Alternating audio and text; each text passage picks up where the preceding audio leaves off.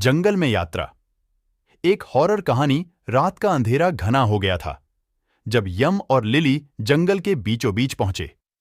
उनकी योजना थी कि वे जंगल के दूसरे छोर तक एक रहस्यमयी झील का पता लगाएंगे, जिसकी कहानियां गांव में काफी मशहूर थीं।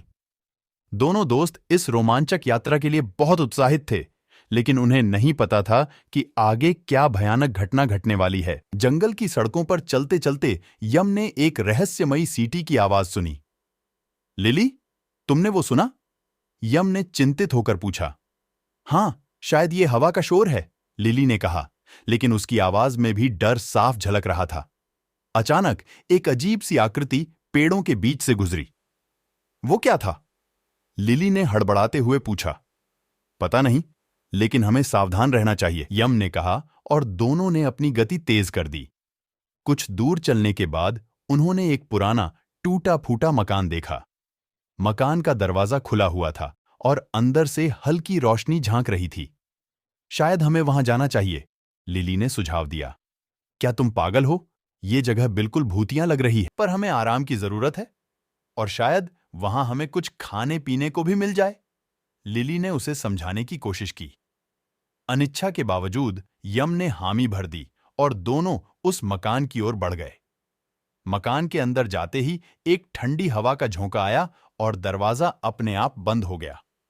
लिली ने तुरंत दरवाजा खोलने की कोशिश की, लेकिन वह बंद हो चुका था। हम फंस गए हैं, लिली ने डरते हुए कहा। शांत हो जाओ, हमें कोई रास्ता ढूंढना होगा, यम ने कहा।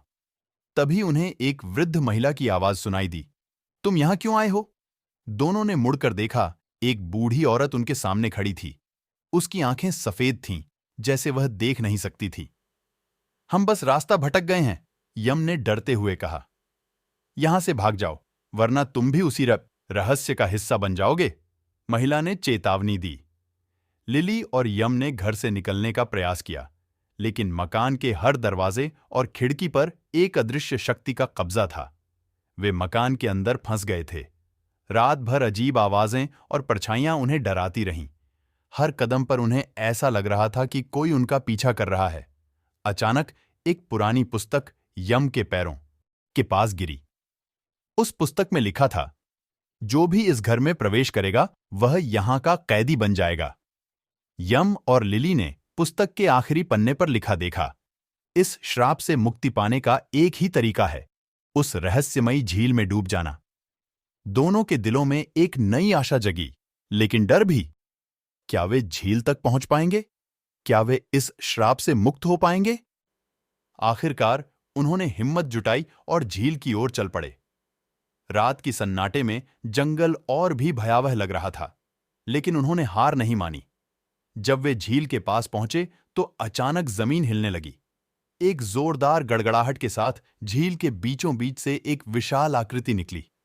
वह एक भयानक राक्षस था जो झील की रखवाली कर रहा। लिली और यम ने अपनी आखिरी उम्मीद के साथ झील में छलांग लगाई। एक पल के लिए सब कुछ शांत हो गया। जब वे पानी से बाहर आए तो उन्होंने देखा कि वे जंगल के बाहर अपने गांव के पास खड़े थे। उनकी सांसें तेज थीं, लेकिन वे सुरक्षित थे। वे श्राप से मुक्त हो गए थे। वे जानते थे कि अब वे उस जंगल की ओर कभी नहीं लौटेंगे, जहां डर और रहस्य के साए मंडराते हैं।